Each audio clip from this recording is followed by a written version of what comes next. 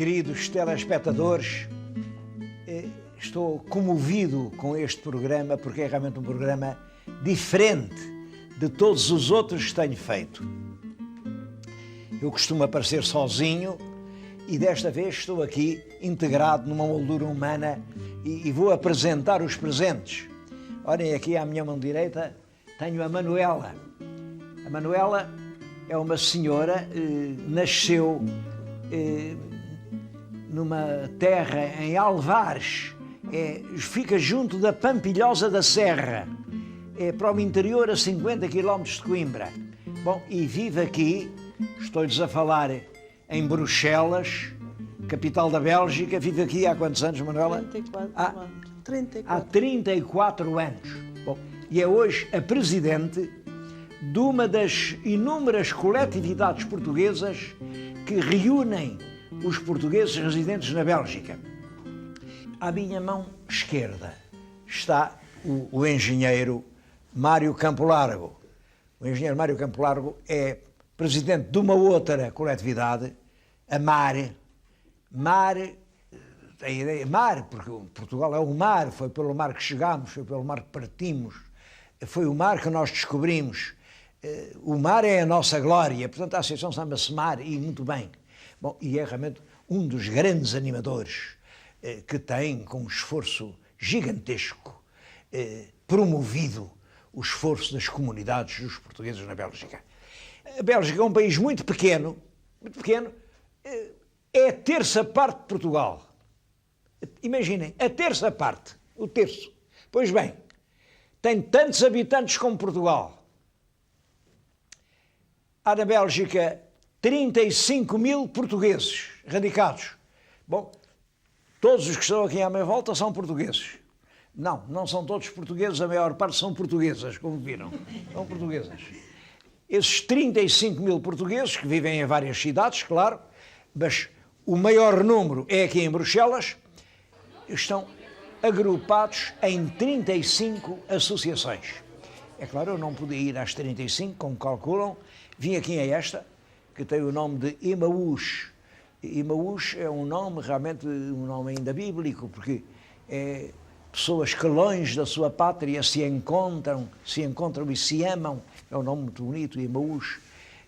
Vim aqui e nesta associação eu queria saudar, não são apenas todas as associações dos portugueses na Bélgica, são todas as associações das comunidades portuguesas dispersas pelo mundo.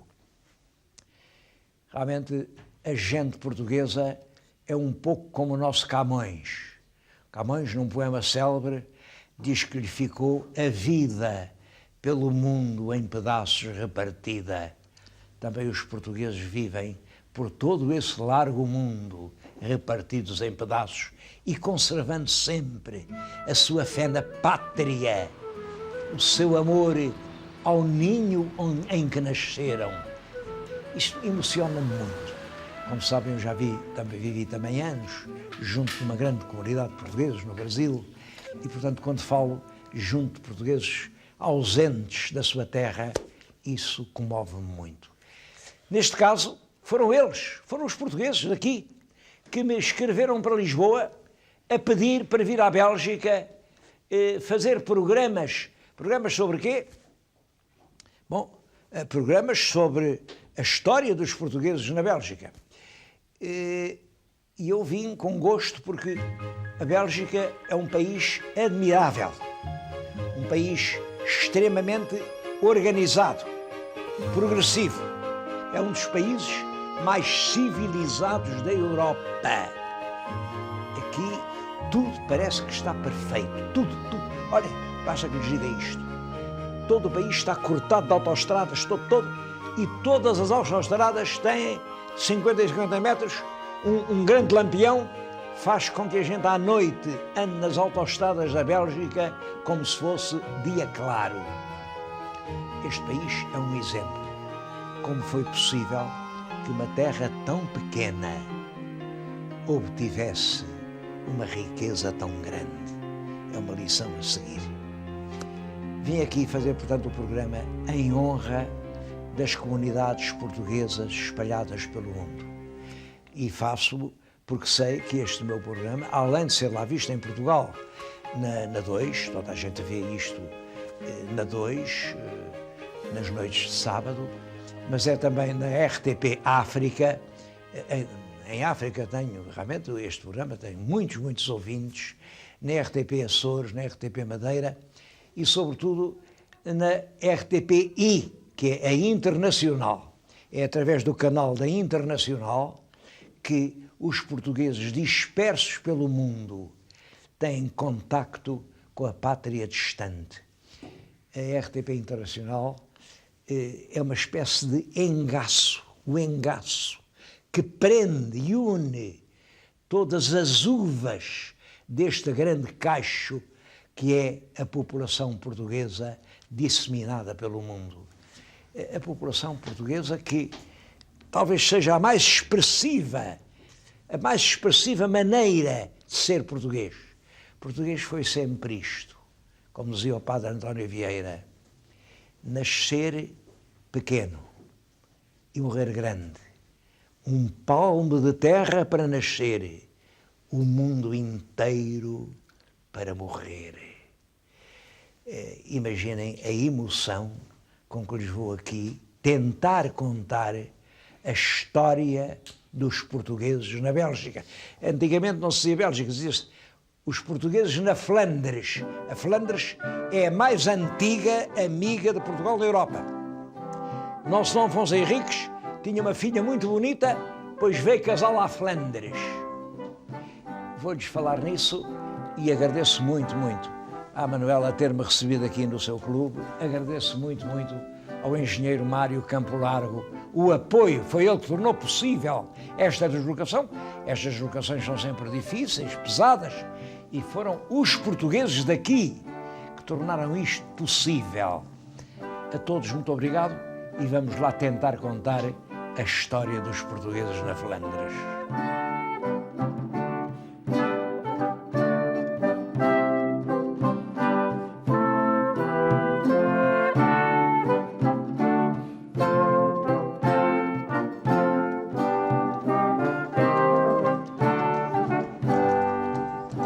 Mas a verdade é que contar a história dos portugueses na Flandres não é nada fácil. É uma história muito antiga. Olha, eu para começar vim aqui a um lugar ligado realmente a Portugal e que talvez seja uma das sementes onde a Flandres nasceu. É a Praça do Burg. Burg é a primeira sementinha onde nasceu a cidade de Bruges. Estou em Bruges, uma cidade lindíssima, e tenho junto de mim um amigo, é o Dr. Abel Magalhães Gomes Pereira, que é cônsul representante dos antigos cônsules de Portugal na Flandres, porque Portugal tinha um grande número de mercadores portugueses aqui na Flandres a fazer negócios. Esses mercadores eram reconhecidos como uma coletividade autónoma, com as suas leis próprias, a sua justiça, e era presidida por um cônsul. Esse cônsul depois veio a ter o nome de feitor. Feitor é aquele que faz. Ora bem, ainda hoje, na Flandres, há um cônsul honorário, é uma pessoa, aliás, muito ilustre, e eu tenho muito gosto em estar a dizer isto diante do representante e do descendente do mais antigo diplomata português, porque Portugal não teve representantes em nenhum ponto do mundo antes do da Flandres. A Flandres, isto é muito curioso, é a mais antiga amiga europeia de Portugal. Como toda a gente sabe, espero que saibam. O primeiro rei de Portugal foi Dom Afonso Henriques. Dom Afonso Henriques teve uma filha que queria casar e veio casá-la com o Conde da Flandres. A princesa Matilde, filha do nosso primeiro rei, casa com o Conde da Flandres, foi Condessa da Flandres.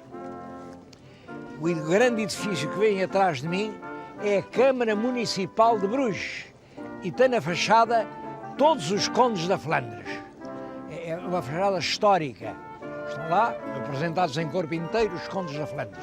Bom, depois, o segundo rei de Portugal é o Sancho I, e o Sancho I é o pai daquelas 4 meninas de quem eu lhes tenho falado tanto. 3 santas e um demónio, porque 3 foram santificadas e a 4ª, que foi rainha da Dinamarca, disseram que era o demónio, coitadinha, era tão santa como as outras. Bom, mas eu nunca lhes falei, é que ele também tinha um filho, um rapaz, e esse rapaz veio casar com a Condessa da Flandres. Está ali representado, e lá está ele, estão as armas de Portugal, era um bravíssimo cavaleiro. Bom, mas fez guerra, porque ele tomou parte na guerra da Flandres contra a França. A Flandres esteve sempre para defender a sua independência entre 2 inimigos muito poderosos. De um lado a Alemanha, do outro lado a França. E por isso apoiava-se na Inglaterra. Os ingleses é que ajudaram os flamengos a ser sempre independentes.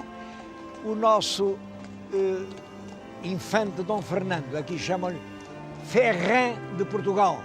O Ferrand de Portugal liderou a aliança com a Inglaterra, chefiou a cavalaria flamenga na Batalha de Bouvines, uma das grandes batalhas da Europa, em 1214, mas foi derrotado, foi vencido, esteve 12 anos no cativeiro, a ferros, a mulher nunca o foi libertar, até que depois, enfim, uma tia, a Rainha Branca de Castela, regente de França, lá pagou o resgate e o homem lá acabou os últimos anos em liberdade. Bom, isto é o princípio das relações, e logo nessa altura começaram muitos negócios.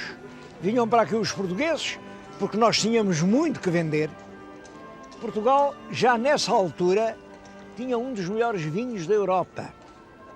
Portugal, já nessa altura, tinha um dos melhores azeites da península. Bom, e aqui na Flandres? Aqui na Flandres, olhem, havia a seda, e o linho, e o algodão, e o veludo, e os brocados de ouro, todo o luxo que os portugueses queriam. E havia os metais, havia o ferro das lanças, a ferro das adagas e dos fidalgos. Bom, e desde o século XII que começam as relações muito estreitas entre Portugal e a Flandres. Essas relações intensificaram-se muito no século XV, quando uma grande princesa portuguesa veio casar com o conde da Flandres, que também era duque da Borgonha, com o Filipe o Bom.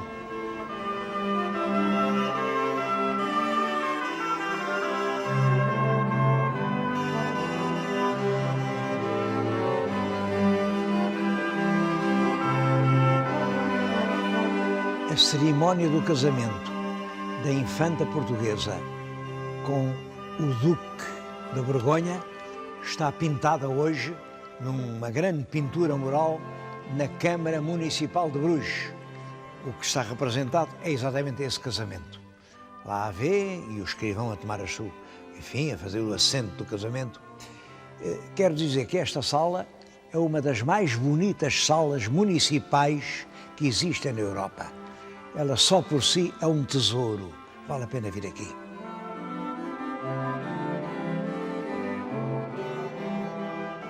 Mas as relações entre o Reino de Portugal e o Condado da Flandres intensificaram-se extremamente a partir de 1430. E porquê? Porque em 1430, uma princesa portuguesa, Dona Isabel, filha do rei Dom João I, casou com o Duque da Borgonha e também Dono da Flandres, Filipe o Bom.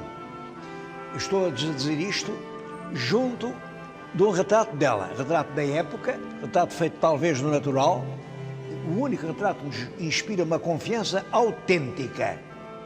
Fala-se muito na ínclita geração. Foi o nosso Camões quem aos filhos de Dom João I disse que era a ínclita geração de altos infantes. Claro, é o rei Dom Duarte, o infante Dom Pedro das Sete Partidas, o infante Dom Henrique das Navegações, o infante Dom Fernando que morreu em Fez mártir, o Dom João, isso só falam nos rapazes. Ora, o Dom João I também tinha uma menina, e essa menina chamava-se Isabel.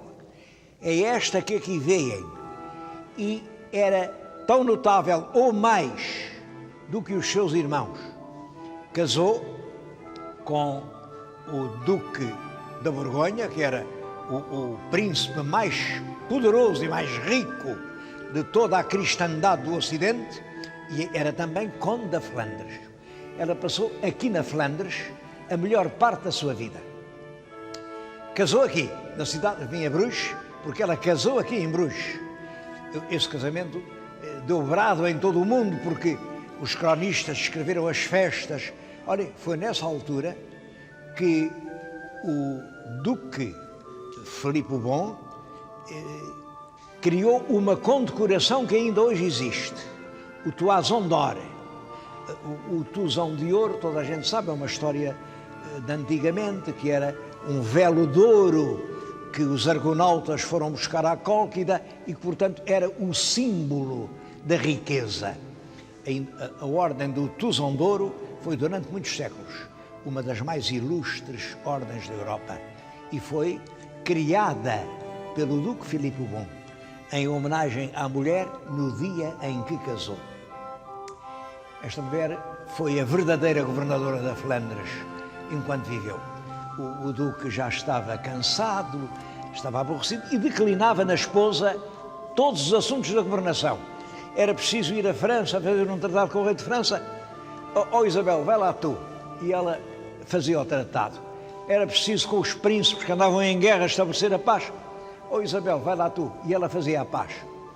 Ela foi adorada durante a vida porque ela era o próprio espírito da paz, onde Isabel entrava com as suas maneiras, com a sua suavidade, com a sua inteligência. Os ódios acalmavam, as armas desistiam e a paz reinava entre os povos. Isabel, rainha da paz, era uma princesa portuguesa, condessa da Flandres e verdadeira governadora desta região durante todo o tempo em que viveu. É claro, um dos primeiros contactos foi fazer muitos negócios com Portugal, mandar para lá muita coisa, mandar vir de lá muita coisa. Aqui passaram a beber o bom vinho de Portugal e ela mandou vir navios e navios carregados de vinho e azeite. Vinho e azeite e cortiça, a cortiça para as rolhas, as garrafas de Genebra. E o que é que ela mandava em troca disso? Olha, mandava santinhos. Nessa altura, santinhos eram umas tábuas pintadas com... Hoje são os primitivos flamengos. Nós temos, por exemplo, no Museu do Funchal, uma preciosíssima coleção de quadros vindos da Flandres para pagar o açúcar. A gente mandava toneladas de açúcar e eles mandavam santinhos pintados em tábuas de carvalho. Nessa altura, os enganados éramos nós, claro, mas agora são eles, porque, evidentemente, o açúcar é o que é e esses primitivos flamengos valem fortunas que não têm preço. Eu sinto-me feliz por estar aqui na própria cidade de Bruges, onde ela casou, que ela visitou tanta vez, que ela tanto amava, a evocar a memória de uma das mais ilustres mulheres que houve em Portugal. O retrato da nossa infanta Isabel está no Museu de Groningen. O Museu de Groningen é uma das coleções mais ricas e mais preciosas de primitivos pintores flamengos. Quem quiser conhecer a pintura flamenga tem que vir aqui. São numerosíssimos quadros, eu vou só mostrar mais um, acho muito curioso. Está agora aqui atrás de mim, são 2 quadros muito grandes.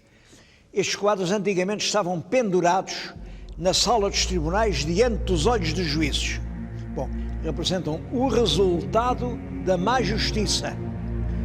Vê-se ali ao fundo O juiz está vestido de vermelho e está a receber uma bolsa de dinheiro para fazer um mau julgamento.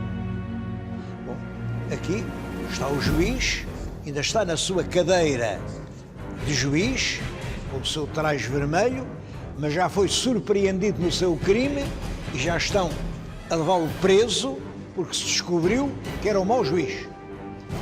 E ali está o castigo. Foi esfolado vivo. Vejam, isto é o resultado do mau juiz. Em comparação, estavam também diante dos olhos dos juízes o resultado do juízo verdadeiro. É o julgamento feito por Deus, que lá do alto dos céus virá julgar os vivos e os mortos. É uma justiça assim que todos os juízes devem fazer.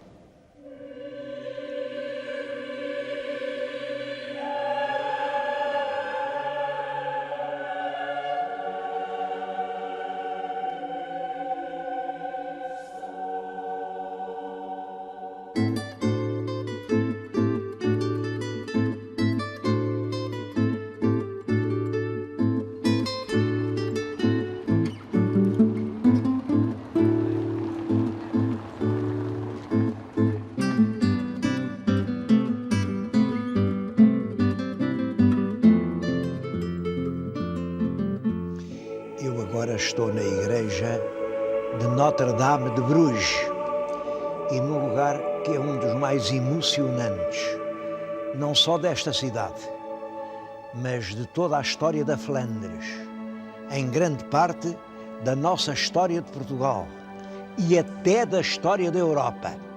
Até da história da Europa. Vêm atrás de mim dois túmulos. O da esquerda é o do Duque da Borgonha e Conde da Flandres, Carlos o Temerário, filho da portuguesa, da Duquesa Dona Isabel, e tão orgulhoso da sua ascendência portuguesa que costumava dizer: nós, os portugueses.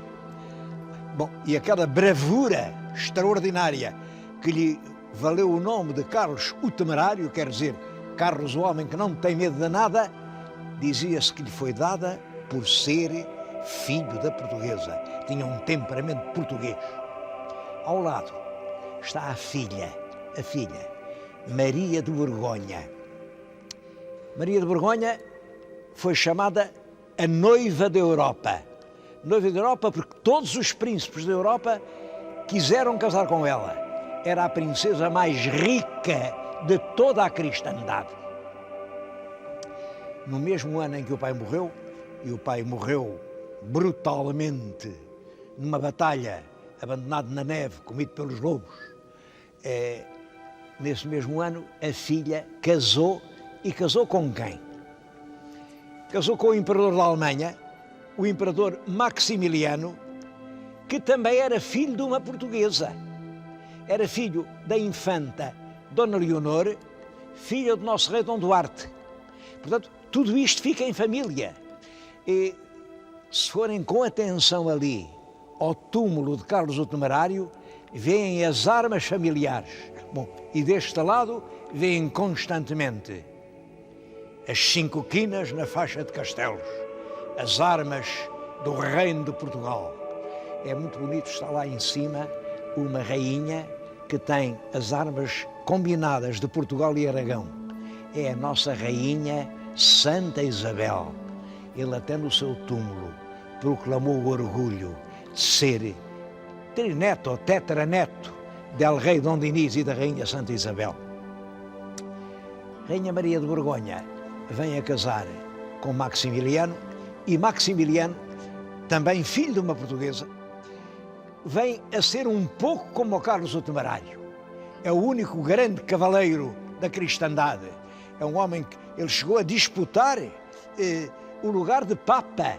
Ele, no testamento, disse, nos altares, qual era o sítio que queria onde o pusessem, porque ele não tinha dúvida nenhuma de que havia de ser canonizado. Imaginem, canonizado. Era um cavaleiro sem medo, um cavaleiro extraordinário, veio aqui à Flandres, julgando que era dono da Flandres. É claro que os flamengos, isto não é povo que ature nem trela nem rédea de ninguém. Esta gente é da mais brava e da mais independente do mundo. Nisto nunca admitiu senhor. Isto foi potro que nunca se deixou cavalgar. E quando aqui vem o imperador Maximiliano com um grande exército a dizer que agora é o senhor da Flandres, prenderam-no. Qual história? Não, o senhor não é dono de coisa nenhuma. E ficou preso na cidade de Gand, que é aqui perto. Preso. E foi preciso pagar-lhe um resgate. Quem é que ia pagar agora o resgate do imperador prisioneiro? É uma coisa que pouca gente sabe, pois imaginem. Foi o nosso rei Dom João II, que era primo direito dele. O Dom João II era neto do rei Dom Duarte e ele também era neto do rei Dom Duarte. Portanto, com um avô comum, eram primos direitos. Quem paga o resgate e deixa sair da cadeia o imperador, preso aqui na Flandres, é o dinheiro mandado pagar pelo rei de Portugal. E como é que o rei de Portugal arranjou o dinheiro? Deu ordem ao seu feitor na Flandres. Olha, dos negócios que se faz, arranje lá o dinheiro bastante para pagar o resgate do imperador. E assim foi. O imperador, agradecido, voltou para a sua terra. Depois, muito mais tarde, quando morreu o filho de Dom João II, o imperador propôs-se ser rei de Portugal, porque ele também era neto de Dom Duarte. Portanto, entendeu que podia ser rei de Portugal.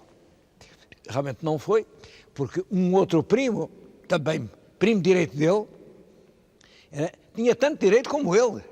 Portanto, eram ambos netos de Dom Duarte.